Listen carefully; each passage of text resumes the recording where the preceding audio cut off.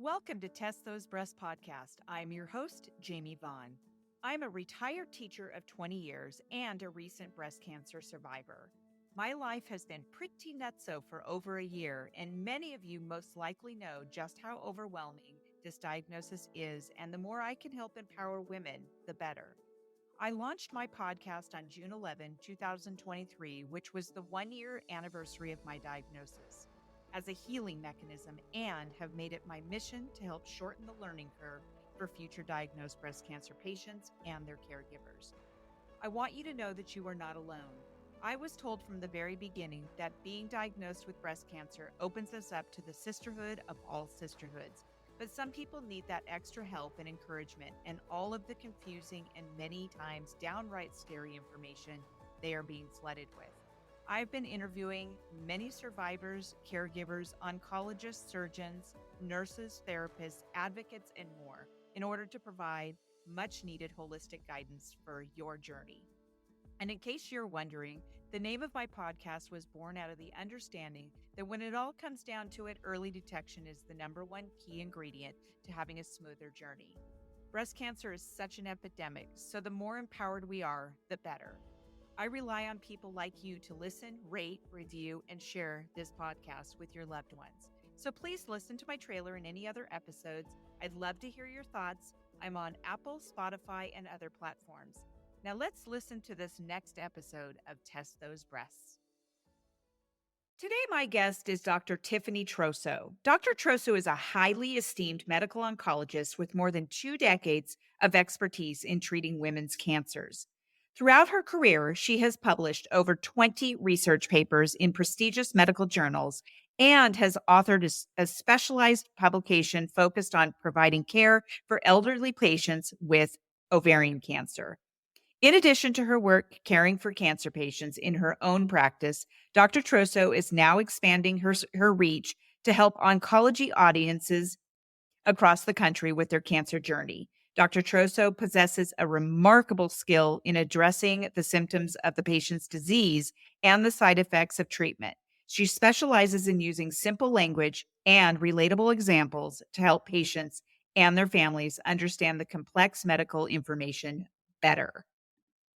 Well, welcome, Dr. Troso. It is so great to have you on my podcast. I'm super thrilled and honored that you actually reached out to me on LinkedIn and we just had this connection. We got on the phone and we talked about some really important issues that we want to talk about, and your professional background in oncology.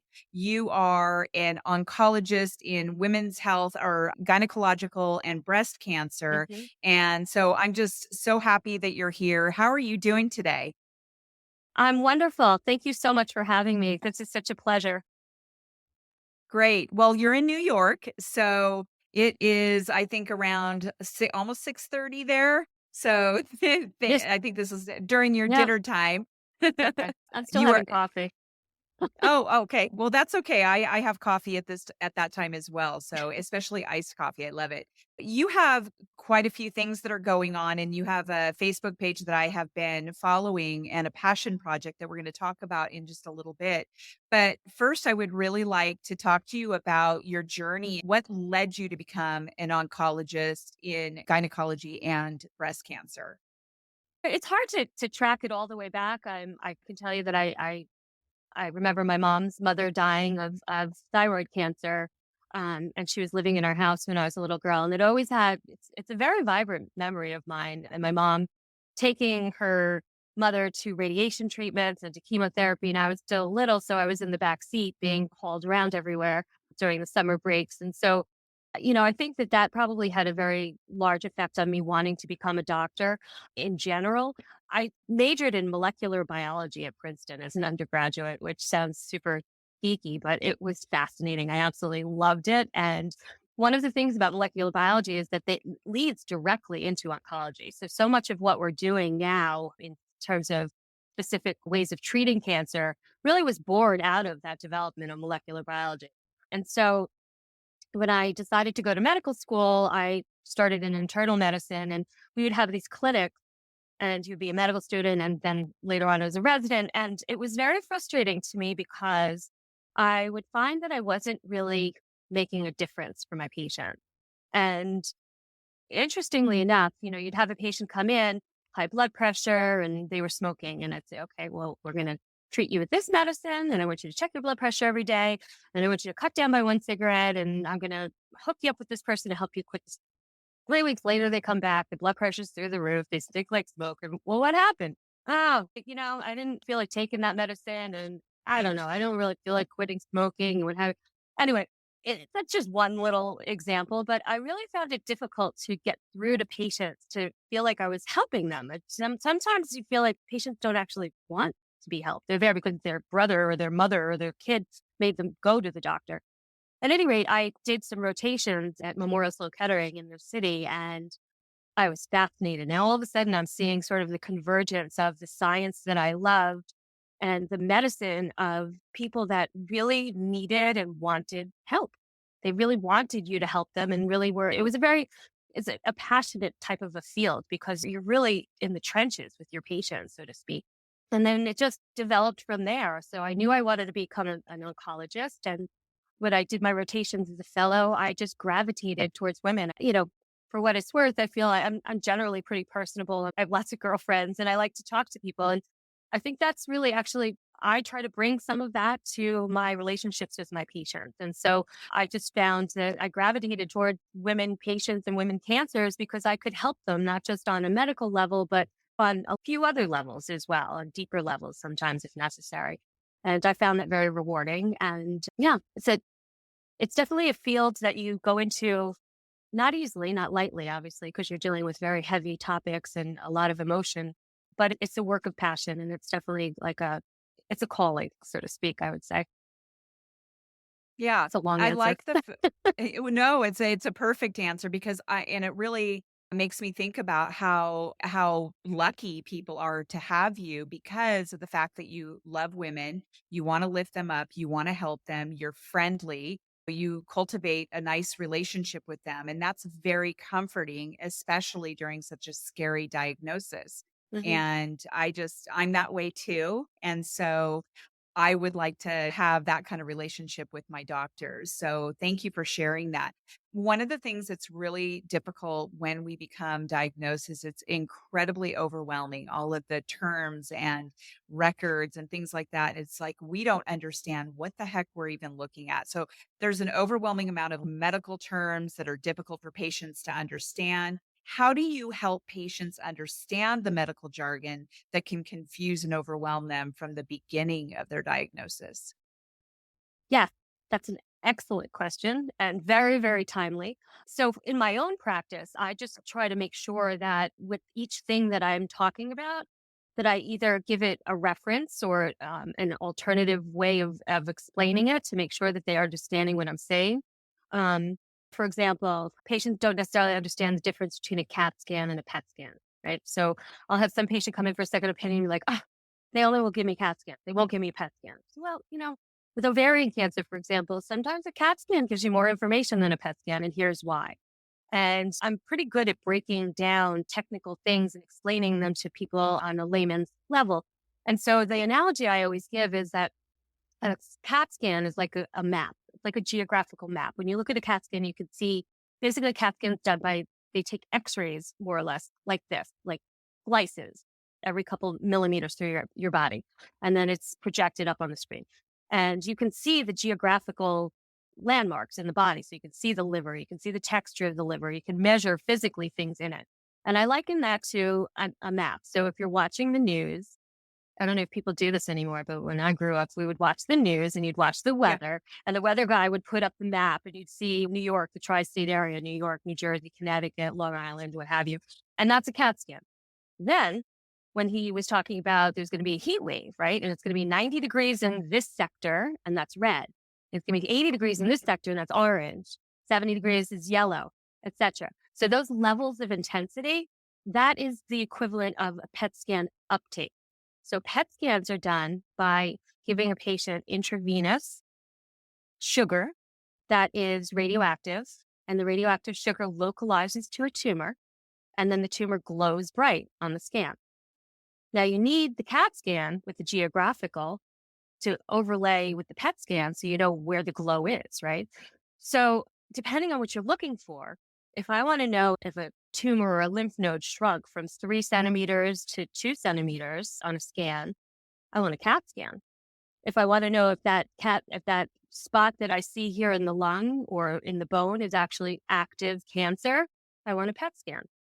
Now, obviously, that's a simplified version of all that, but that's the kind of way that I try to explain things to patients so that they understand the decisions that I'm making and why. Because otherwise, you go out on the street and Aunt Betty says to you, "Well, everybody else gets a PET scan. Why don't you get a PET scan?"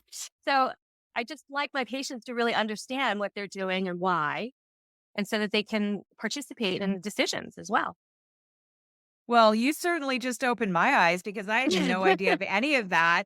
I actually have had it all. I've had MRIs, CAT scans, PET Mhm, scans, and my last one I think I just had, yeah, I had a PET scan. I had no idea why. And I have been very curious about it. I can read about it.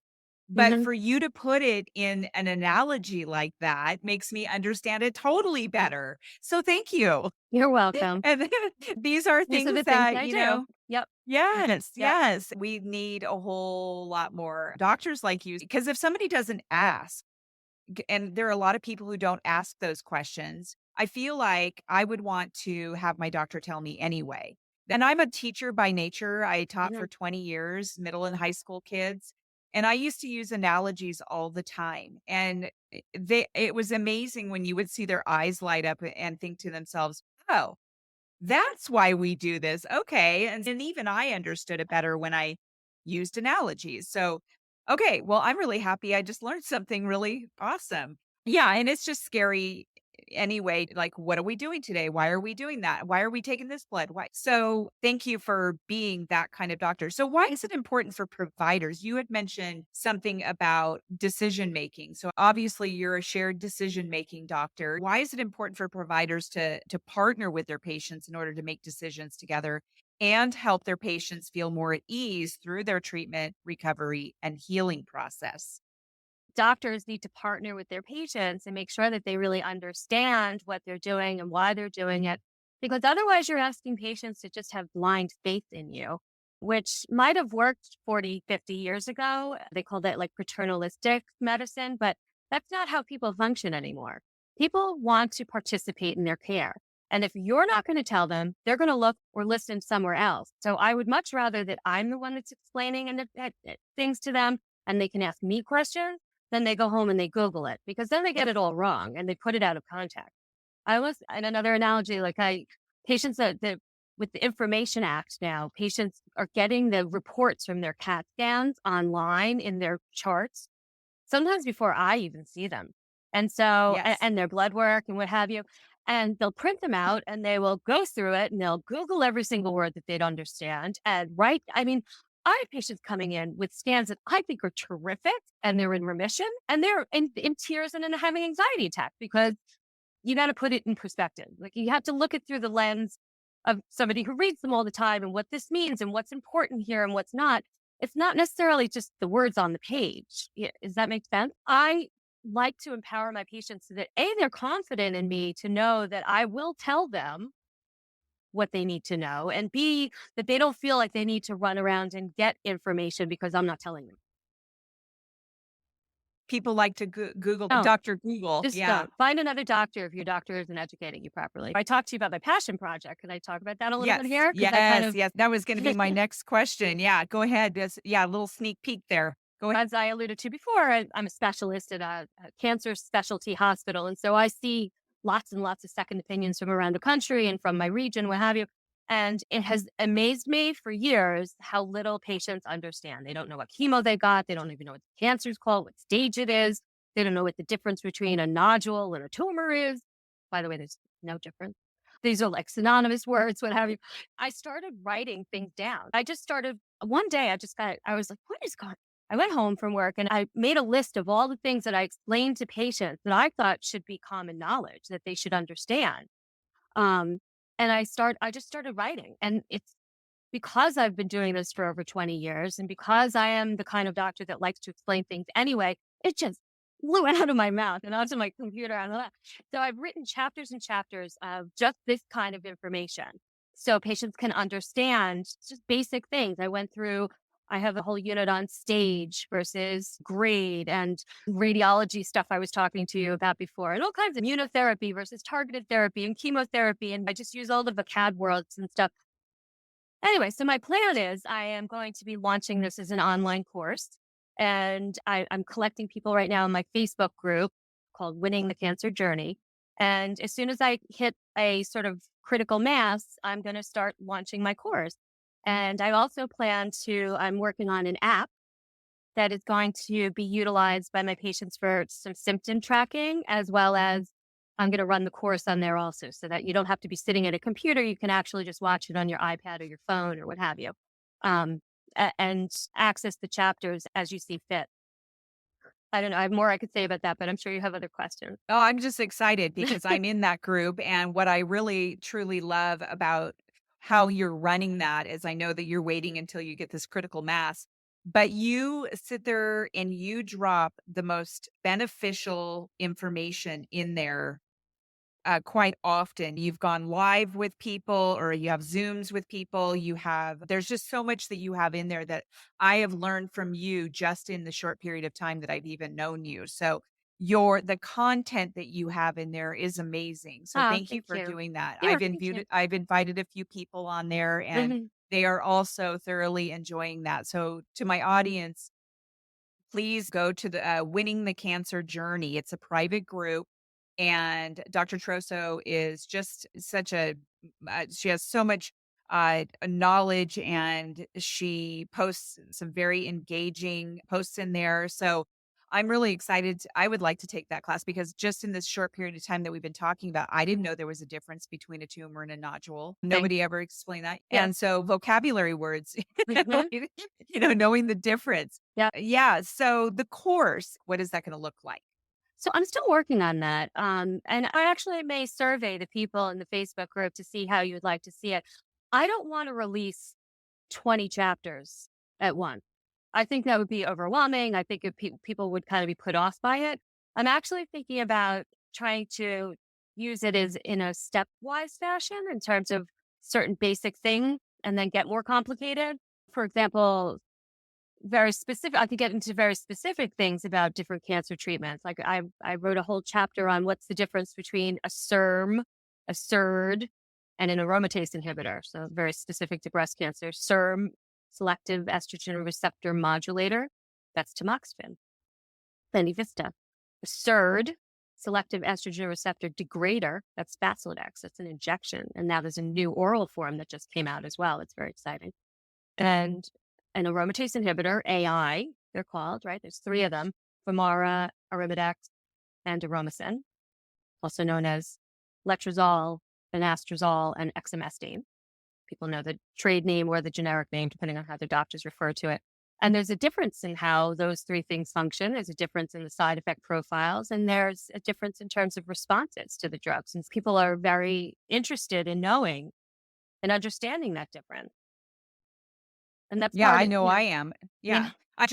A lot of people don't even know that there's a difference between the name of the generic brand and the so confusing. Uh-huh. Are you gonna do, like, any videos? I Mhm. love, how you present yourself, and so even, like, video clips for each chapter or whatever it Mhm. is to be able to explain things. Because I know that there's some people who are visual Mhm. learners, audio learners and things like that. I am Right. so excited that you're Thank doing that. you. Thank you. I can't wait to really actually share that with other people because that's my whole thing about this podcast is that I wanted to be able to shorten the learning curve for people who were diagnosed with like are going to be diagnosed and then help them through their journey. Yep. And so just having us all working together Mhm. to help people and help them not because it's so scary, such a scary journey. Can you give our audience one big piece of advice for people who are just newly diagnosed? So I have a whole chapter I wrote on how to prepare for your doctor's visit and how to survive your initial journey. Simple little things. I tell all of my patients, for example, to go out and buy one of these. Everybody should have a nice planner. I like big ones. They should have the monthly and then the weekly, where you can see each day. And Okay. some people say they like to do it on the phones, but I'm a kind of a paper guy, and I think it's easier to share with people when it's on paper. Anyway, this becomes your cancer Bible. Some people will take a journal and such, but I instruct my patients to take these monthlies and immediately put in there all of their cancer appointments with any kind of specialist or doctor, anything relating to their cancer in here. So you can have that at your fingertips. And then I use the weekly where you have these nice big boxes for each day. And I tell my patients what to journal on. So I want to know, especially if you're on chemotherapy, and specifically actually talking about patients on chemotherapy, but or what have you. You can use those in the beginning to take notes from which doctor's appointments you went to on those various different days. You can, but once you're on treatment, I like to have my patients journal in there. And I have specific things I want them to track. I want to know, how much water are you drinking? I want to know, are you moving your bowels? Did you have to take something? Are you nauseous? Did the Zofran work, or do you need something else?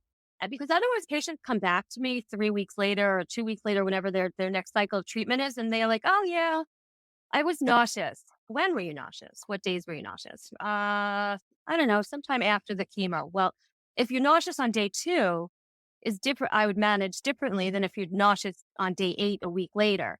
And there's all kinds of things that we can do to micromanage the side effects and the symptoms for patients if we can know exactly what's going on. And so I give my patients a list of the things I want them to write in here. And I just find it to be an excellent communication tool, as well as a control thing for my patients as well. Because part of getting diagnosed with cancer and being launched into this whole system is a loss of control.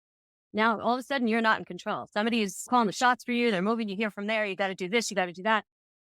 If you can control little things in your life, it helps feel more secure in the bigger things. Yeah, I wholeheartedly agree with that. That is such a great piece of advice. I wasn't really told that. I kind of did that on my own, and it's just because it's my personality. So I did put a lot of things in my phone, but I actually went out. Actually, a friend of mine bought me this really nice calendar, and I did write everything in there. And every single treatment, I wrote down when I was supposed to take this drug, Hmm. this whatever that, and go in Yep. here, and then go get my bone shot, and then and but what I didn't do was actually write down when I was nauseous or when I had felt like I had heartburn and what days. So that's such great advice to Hmm. be able to journal in there and say, "Hey, go back and say on 2 days after the chemo, I was feeling nauseous." And even if you can pinpoint it like in the afternoon or Right. whatever it is, that's such great Right. advice. And I really hope that more oncologists are able to tell their patients that and give them that power. And I think that's just great. And that's something I haven't even told people. Like I talk to a lot of people who have been diagnosed and I'm sort of helping through. And that is definitely one piece of advice I will put in my little repertoire of advice. And then Yep. also making sure that they come to your Facebook page or your Facebook group, because I just think that part really empowers them as well, is having that kind of knowledge and that support. So I thank you. also, And for what it's worth, I bef- also started making, I'm going to put it in the Facebook group when I launch it, but I have an Amazon store that I made that I basically pulled about 25 products. It doesn't have to be exactly those products, but 25 products of things that I recommend to my patients to help make their journey easier. And it's things like that book. It's things like, you got to have a water bottle with a measurement in it because you need to know how much water you drank. And I don't want to hear about, mom drank 6 of these. No, come on. Fill up a bottle, and when it's empty, you're done.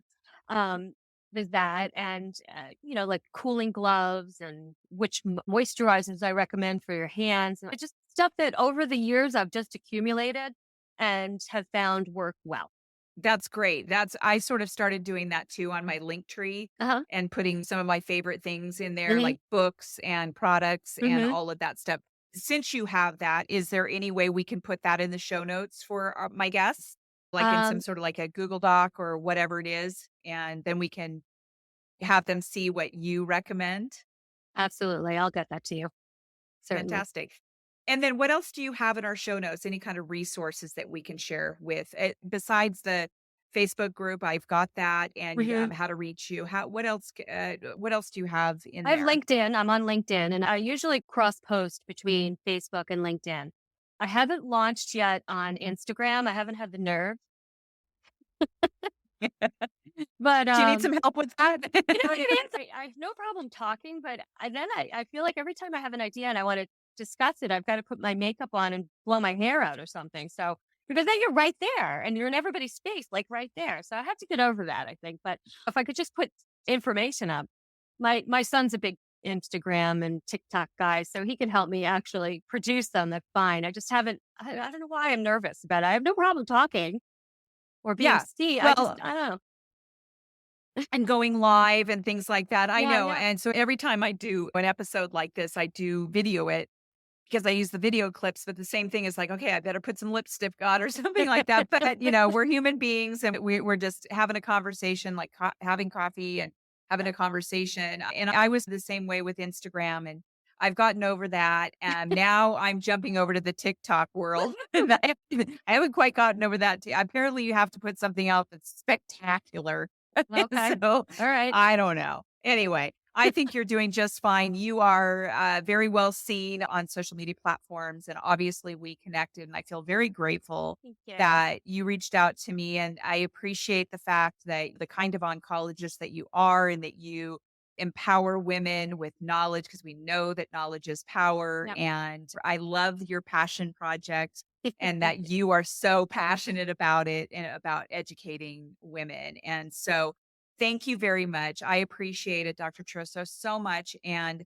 to my audience, please reach out. I look at Dr. Troso's Facebook page and hopefully soon her Instagram page And and LinkedIn. LinkedIn.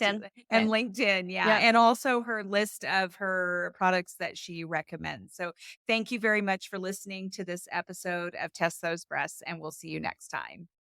Bye. Bye, Dr. Thank you so Troso. much. Thank you. Friends, thank you so much for listening to this episode of Test Those Breasts. I hope you got some great, much needed information that will help you with your journey. As always, I am open for guests to add value to my show, and I'm also open to being a guest on other podcasts where I can add value. So please reach out if you'd like to collaborate. My contact information is in the show notes. Breast cancer is such an epidemic, so the more empowered we are, the better. I rely on people like you to listen, rate, review, and share this podcast with your loved ones. So please enjoy my trailer and any other episodes. I'd love to hear your thoughts. I'm on Apple, Spotify, and other platforms. I look forward to sharing my next episode of Test